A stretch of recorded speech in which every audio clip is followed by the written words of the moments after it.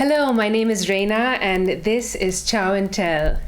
I'm really excited today to have a very special guest in the studio. But before I introduce my guest, I wanted to share one quick thing with you. I was driving down Mass Avenue the other day and I saw in a window this really nice quote. And if I can dig it up, I want to share that with you because it's related to my episode today. Hold on one second. So, let's see, where did it go? Oh, so you can pause too.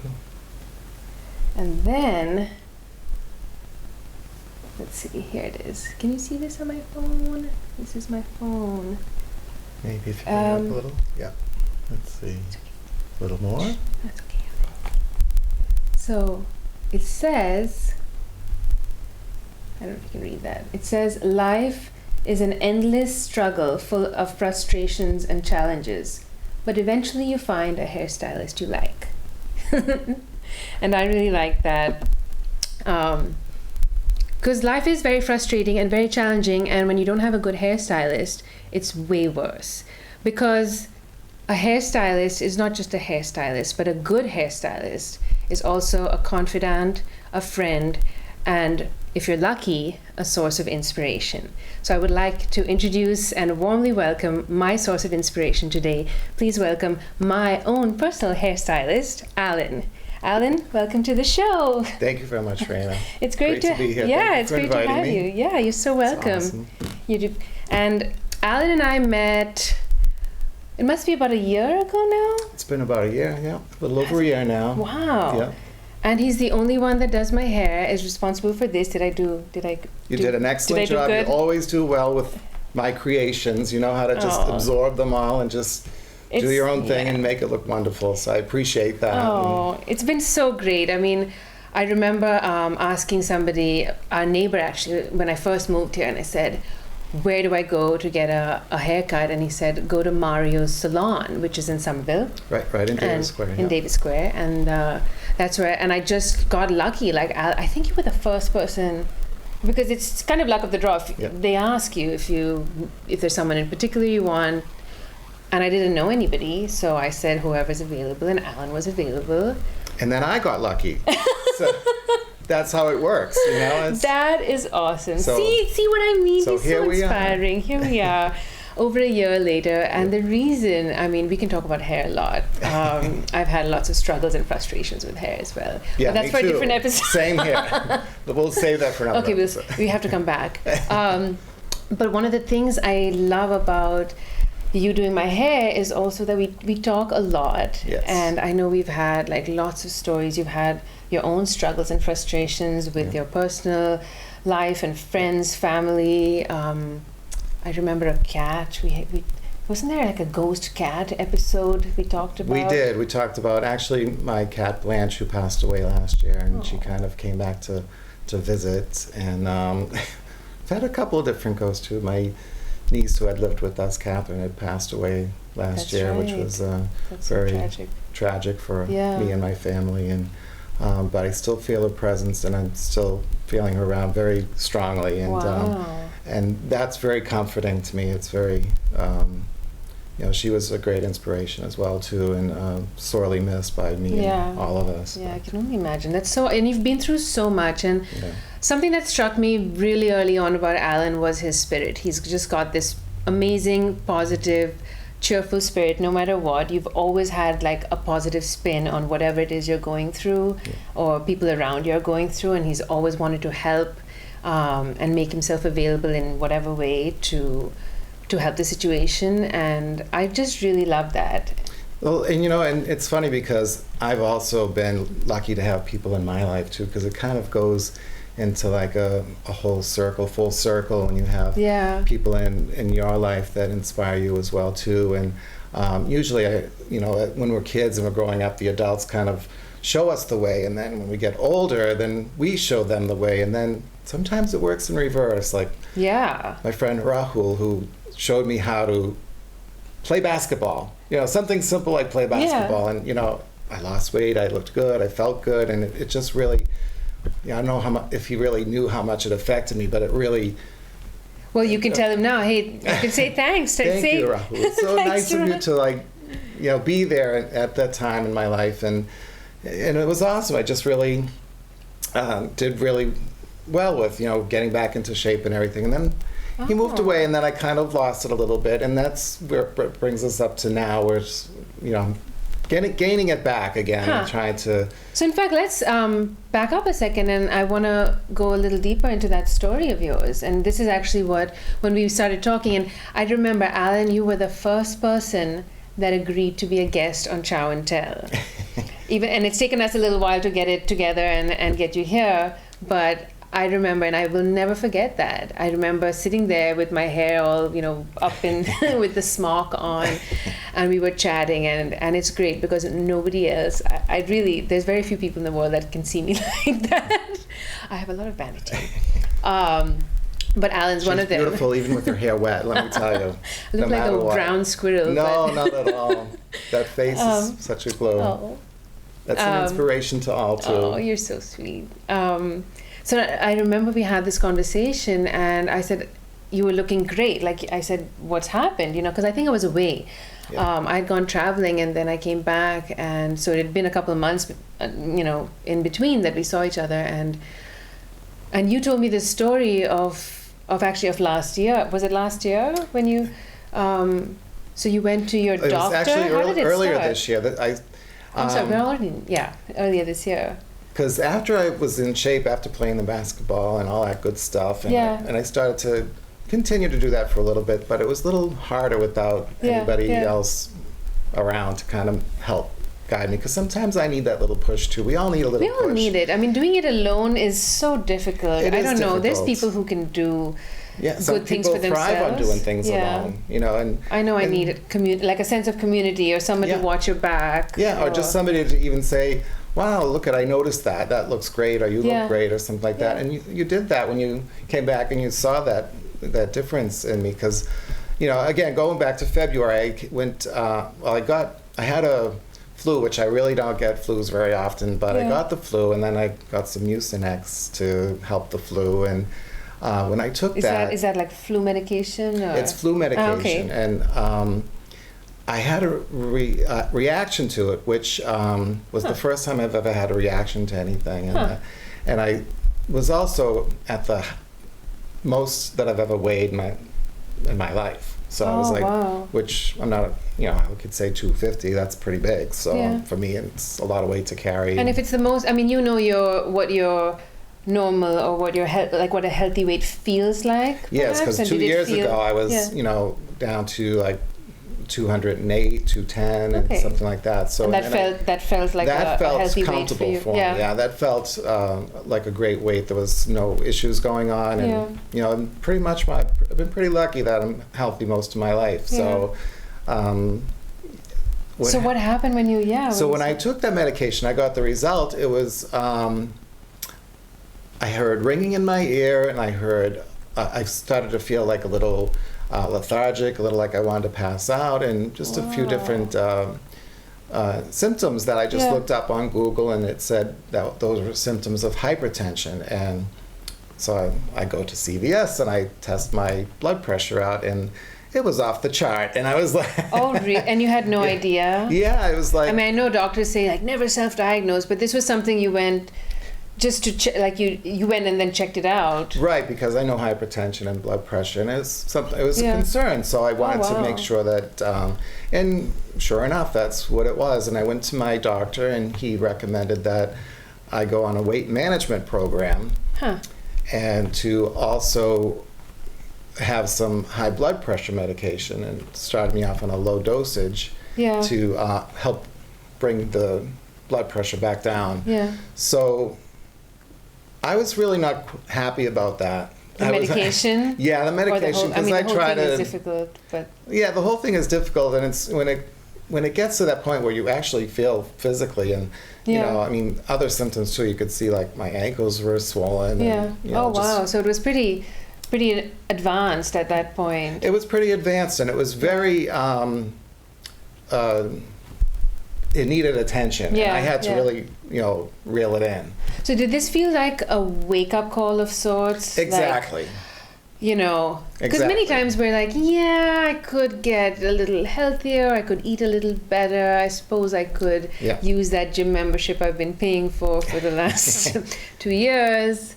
But sometimes it takes that little extra push, and I'm wondering if this felt like that wake-up call. It did, and and I know what my obstacles are as well too, so that also kind of helped too. I mean, I like to be physical, I like to walk, I like to, that kind of thing. When I go to a gym, I get kind of bored, and it's there's something about it just being in a confined area and doing all that stuff. But I mean, it's whatever works. Like if you know what works for you, like if walks work, then you take more walks. Exactly. So I knew that I had to walk a little bit more, but I also knew some of the other things that I was doing was not quite right, because I always ate pretty well, and I ate a little bit of everything and always balanced off pretty well. And but I was eating late at night, after 8 o'clock, and eating late. And when you go to bed and you eat, then you have other symptoms that come up too, with an acid reflux, which could stumble into so many health issues. Right. So basically, it was like a series of things, almost like a lifestyle. Yeah, a lifestyle change. You weren't in a super unhealthy lifestyle, but something had to change. Something had to change, and it had to be me to do that. And not a lot of people have that realization. I just want to commend you on that, because many times, what is that saying? A bad carpenter blames his tools. And many times where it's a lot easier for us to say, well, the time isn't right, or I'm too busy, or I don't have the money or the energy or the knowledge or the support, or so many things. See, and for me, I can't do that kind of thing, because I feel like I have to take my own responsibility of who I am and what I'm doing. And I've always been like that, because I felt I want to improve on myself. That's so great. I want the results to be for me, and that's who I'm taking care of. So this is the body that I'm lent with for however long it's going to be on earth, and my spirit's going to go on forever. So I really need to take care of it while it's here, while I'm here. And I'm not going to claim to be like I'm like this, the best at it, because there are inspirations who I think are the best at it, like my nephew, who is like. We have to talk about your nephew. Actually, but I want to, so what happened with the blood pressure medication? So what happened, going back to the blood pressure medication, I took the blood pressure medication for 5 weeks, and I had my appointment as a follow-up. Yeah. When I returned to the doctor that day, he said, he checked my blood pressure, which was quite good, and 15 pounds were gone. So he said, how did that happen? Did you did, because I told him I didn't do the weight management. I didn't have time for it. Yeah. So he's like, okay, well then how did you do that? And I said, well, I looked at myself honestly, and my faults and things that I was doing to create where I was at that point. And it was eating late at night, and a lot of other things as well too, that just kind of snowballed into an unhealthy me at that point. So I cut all that out. I just reduced my diet quite a bit to things like anything that wasn't packaged at all, which I don't do a lot of packaged foods anyway. I like to cook as much as I can, from scratch. But I also know that certain things like kale, which is very good for you, drinking water with lemon at night also lowers your blood pressure. So you went out and found out all this information about what you needed to change in your diet to, was the blood pressure medication something you'd have to otherwise be stuck on for a much longer time if you hadn't managed your weight? Yes, exactly. I'm wondering how those two things came together, like what inspired you to lose the weight along with taking the medication, as opposed to just saying, I'm just going to pop a pill every night or whatever. Well, one of the things is that, again, inspirations can be so many different things. And my mother lived to be 80 years old, and she lived on many medications since she was in her 40s. And that eventually affected... That's like 40 years of medication. And was it like a daily thing, and things that she probably could have prevented. Just through lifestyle changes, just through lifestyle changes, exercise, and dieting. And dieting again as a way of life, and changing that way. And eventually it, her kidneys wore down, because a lot of medications can affect your kidneys. Wow. And that's right. So you had an example before yes, you of someone who took the medication but didn't really make any other lifestyle changes to accompany. No, and that's the thing, is you really have to change that, because we do, as we get older, we get in these little funks where we just kind of, it's so easy to just... We get stuck in a routine sometimes. Yeah, like a little rut or wherever, and we just kind of do the same thing all the time. And so that's amazing. Then you had that example to look at and say, well, I could do that and potentially end up in a similar situation where you have great stress on your kidneys. Yeah. And we only got 2 of those. Exactly, and there's no replacements yet. No, and or it's hard. We don't want to be on a machine either, or do anything like that. And so you basically took your fate into your own hands and said, I need to, if I don't want to get stuck on the medications for life, I need to make a lifestyle change. And it's amazing, you're saying you lost 15 pounds? 20 pounds now, but I'm still a work in progress, as we all are, whether it's your body or your career or whatever it is. We're all a work in progress, and it's... But I love that. It's not that, 4 weeks or 6 weeks are over and then that's it. You can never think that. One of the quotes that I had as a teenager was, just when I think I've arrived, I find I'm standing at the foot of another hill. So there is always one more mountain to climb. And as long as we're living and we're alive, there's always a mountain to climb, and we're a work in progress. That's and we keep going forward. And I love that. I love that, because it's never over, and rather than feel like it's climbing the mountain, it's like, what is that? Ain't no mountain high. Exactly, because you keep going. To stop me from getting to you. So it's whatever it is you want, you've got to work for it. You've got to work for it, and you've got to keep going. And even when you're down, like I just read something from a friend of mine on Facebook, and she sounded like she was going through a lot at this point. It would sound like she kept trying and just going into the same result all the time. So that would mean to me, okay, I have to change that result. I have to turn that result into a different direction so that I can get a different result and evaluate where I need to go from there. Have you heard this saying, insanity is doing the same thing over and over again and expecting different results? That is the quote that my nephew, that we're going to talk about. I want to show you. Oh, this is a good picture. See, and this is what I'm saying. He just, some of the things that he says, he's wise beyond his years. That's I'm going to show. So Alan brought us some photographs to show as well. Some of them are his inspiration, and then some of the things that you've created. Done. So creations and inspirations. Right, and hopefully this, can inspire. The work that you do is very incredible too. I mean, just to have this show and to talk about food and to enlighten people's lives and to help people. I mean, that's what we're all about here. We're all here to kind of be the crutch for everybody else, because we're all in this together. And I call it not independence but interdependence. Yeah. Because I know I wouldn't be here if it were not for the help of so many people, and in any way that I can pay it forward, that's why I do this show. I remember telling you actually, like, if you can come, and a lot of people are, I mean, it can be really nerve-wracking to think about coming on a television show and being on camera, and it's, it can be difficult in your head.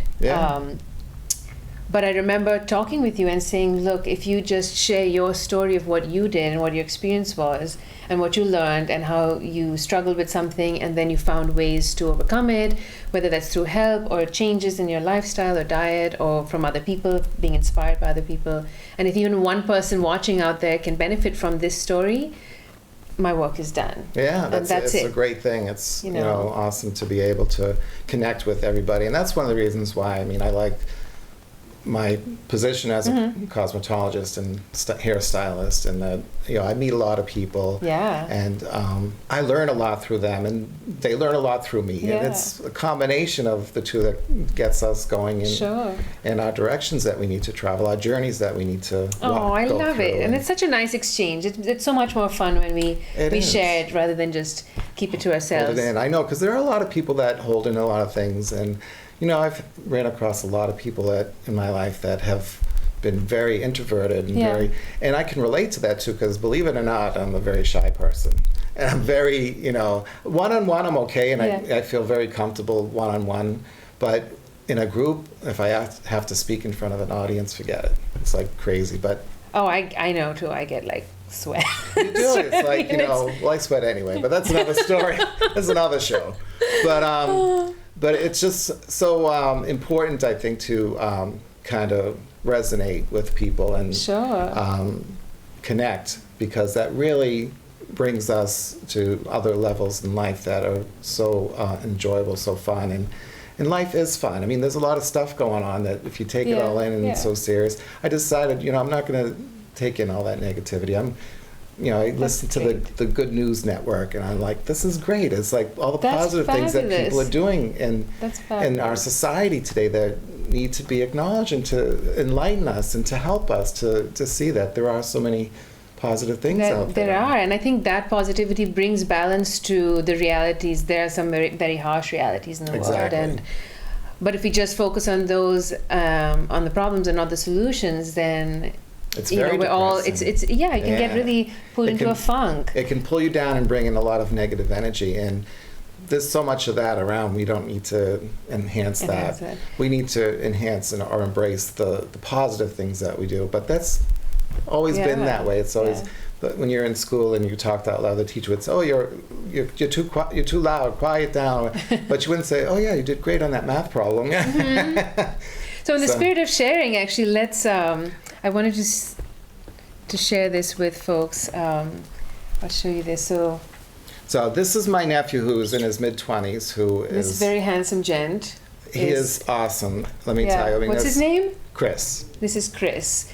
And he is so disciplined with himself and always taking care of himself. And he's got great parents, and that attributes to it as well too. But just the fact that he was able to take all that and live out his dreams and to do what he wants to do.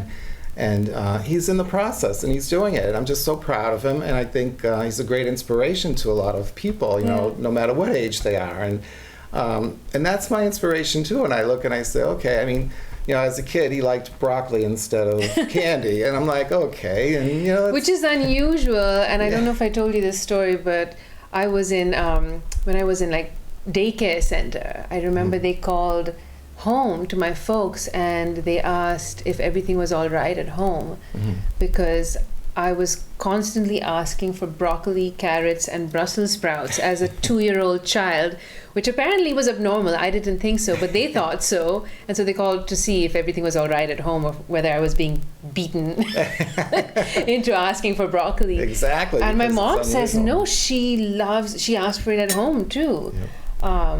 We just had weird taste buds, but I think it was great. So maybe someday when he comes here, you can break the broccoli with him, so to speak. I love that. Instead of breaking the bread, we'll break broccoli. Break broccoli instead of bread, because you can do that now. I'll be very happy to do that. I wanted to. So how has he inspired you? Have you? So just the fact that, even to see how he's very much more rigid about his routines and his lifestyle. And now, did you say he was in the military? In the military? Yep. Oh, okay. Yeah. And so you kind of have to, like, you're trained to be. So you're trained to be, but he was always very, very athletic growing up in high school, and he would throw the javelin. It was like one of the wow. You don't want to get in his bad side. Yeah, really. But see, that's the whole thing. He doesn't have a bad side. He's such a great kid. He just really wants to help people and to do things. And those are the inspirations that are inspiring to all. And so when I look at him, and I look at myself, I'm like, I can do this. That's great. So he's like a role model. It's like in reverse. Yeah, like I should be the fitness one and say, okay, follow me. But he's the one that's the fitness one. And he's showing me, and it's like, okay, I can do that. I can, reel myself in. I can try to do it. Can we have, I wanted to, can I do this? Oh, here, we have a very fit picture of your nephew. Yeah, that's him, very fit. That is a very fit person, definitely. So I hope this is legal to show on TV. Yes, that's a very fit person, indeed. Well, I used to say to him that you have a great six-pack. I said, but I have a six-pack too, but mine is Bud Light. So they were a little different in meeting, but a little joke that we had. You know, we could joke about things like that. You know? Yeah.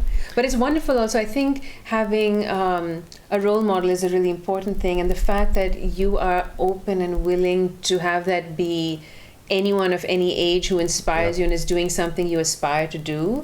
Exactly. Comes with some humility also. You're just open to it. You're like, it doesn't mean just because I'm older that I have to somehow be the role model for everything. I never pull myself into my own category as I'm older and I'm different from anybody else. We're all in the same boat. And I'm very fortunate. I have a great family. My niece Michelle too, which I like to mention too.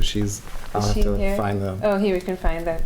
She is a great inspiration too. I mean, she has just endured so much in the past year with her husband, who just recently fought leukemia.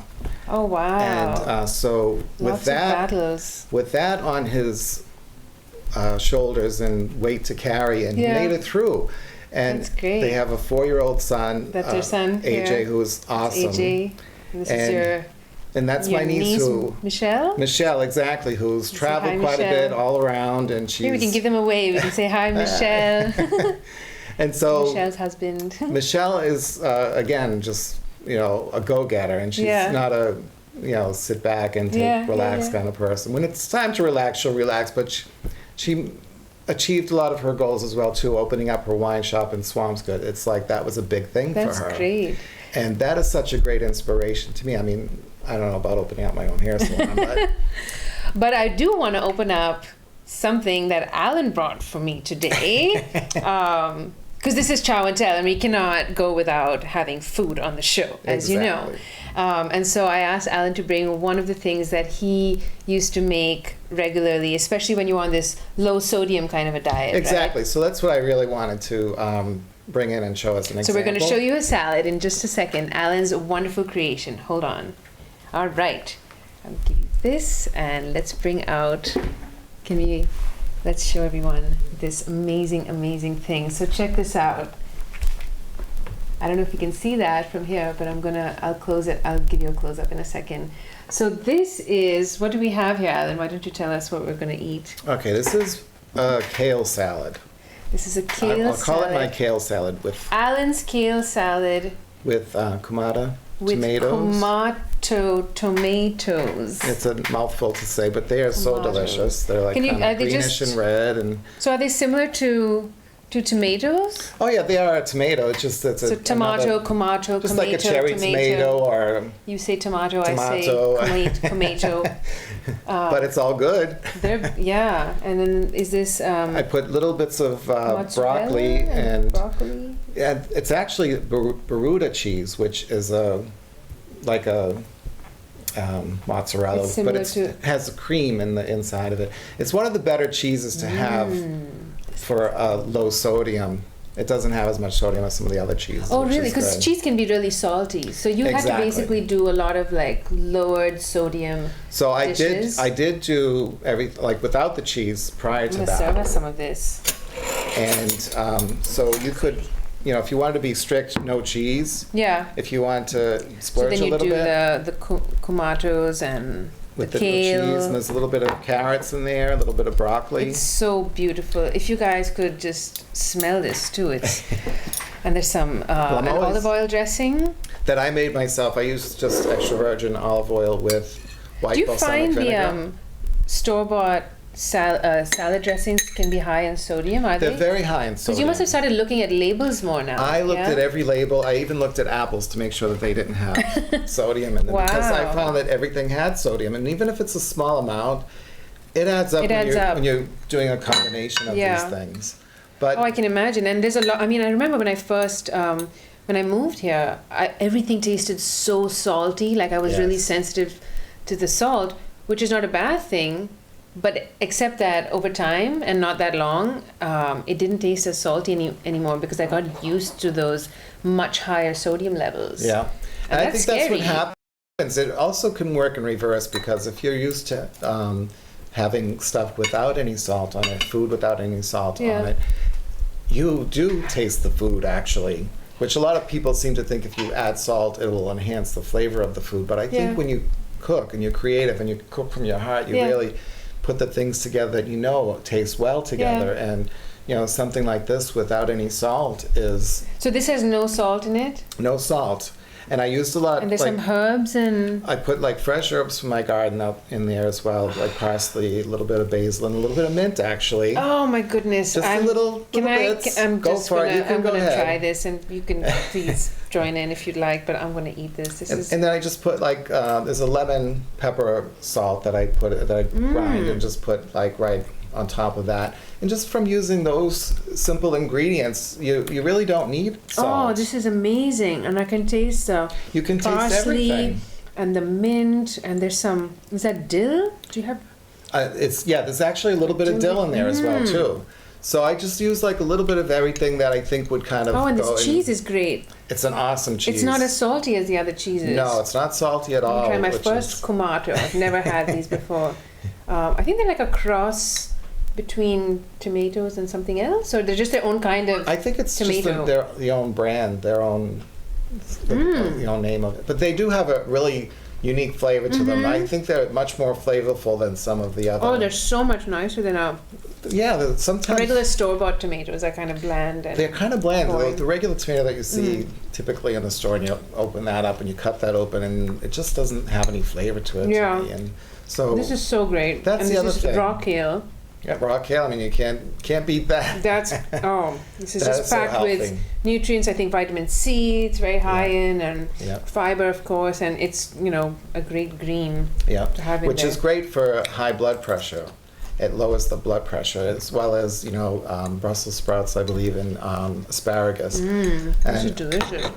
I know that sometimes it's hard to stick to something that some people may not like, kale and stuff like that. But if you incorporate if it was made like this, I would eat this every day. It's so good, and there's no added salt in it. No, except the little bit that's in the cheese, and it's a very low salt cheese. Well, my niece Michelle would incorporate kale into the diet for her husband and son. Her son, he eats all good stuff anyway, but her husband didn't like kale, but he's kind of actually grown to like it, where she's incorporated it into certain dishes and just little bits, and he's gotten used to it now. So it's good. Once you kind of there's so many ways to do an ingredient that maybe somebody doesn't like one way, but they might grow to like it in another way. Exactly. I don't miss the salt in this at all, and it's really, you can taste, like you said, you can taste all the individual ingredients, and there's a nice harmony as they come together with the, there's a freshness of the herbs and a bit of acidity from the vinegar, and then that olive oil just binds it all right. And there's there's no fat in the balsamic vinegar, and there's no fat in the. So the little bit is just from the oil and the cheese. Right, and which there's is very little cheese. Good fat. And it's good fat. Another thing too, if you wanted to doctor this up, you can really change the recipe a little bit. You can add fresh barley on it, because it's also important to get fiber into your diet as well too. So this is just like a stem. Take the cheese off if you really want to be strict, and that's it. Add the barley and the cheese if you want a little bit. I want to say that when I first heard this story, and I just heard the structure of the story, like you just told me while we were busy in a haircut, so I didn't get all the in-depth details like I just heard today. But I remember going home and thinking, I would like to start cutting back the salt in my diet. Like, just from that conversation, I remember going home, and a few nights later I tried doing steamed broccoli with no salt. I put a little lemon juice, fresh lemon juice, and a little drizzle of olive oil, and it was delicious. Yeah. And I remember that I love vegetables. I love the taste of vegetables. And very often too much salt can ruin it. And I'm trying, actually, ever since we had that conversation, I've actually been trying, in fits and starts. It's imperfect. The process is not perfect.